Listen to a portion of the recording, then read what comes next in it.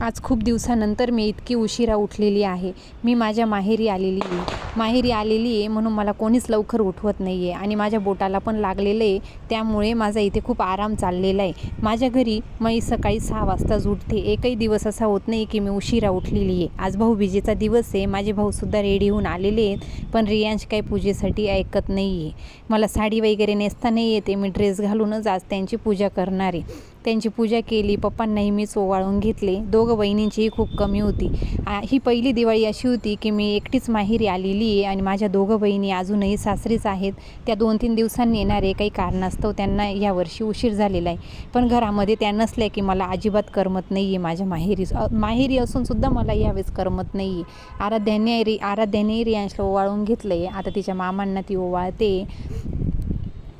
ते दोघं माझे भाऊ म्हणजे माझ्या काकांचे मुलं आहे. माझे सख्खे भाऊ मला इतका जीव लावणार नाही, तेवढा ते दोघंजण माझ्यावर प्रेम करतात. माझ्यावर म्हणण्यापेक्षा आम्ही तिघं बहिणींवरती ते खूप प्रेम करतात माझ्या काकांची मुलं. रियांशचा असं जबरदस्ती पाय पडणं चालू आहे. दीदीचा खूप आग्रह असतो, त्याने ते काम करणं चालू आहे. त्यानंतर आम्ही क्लिनिकला गेलो होतो. माझ्या बोटाची ड्रेसिंग करायची होती.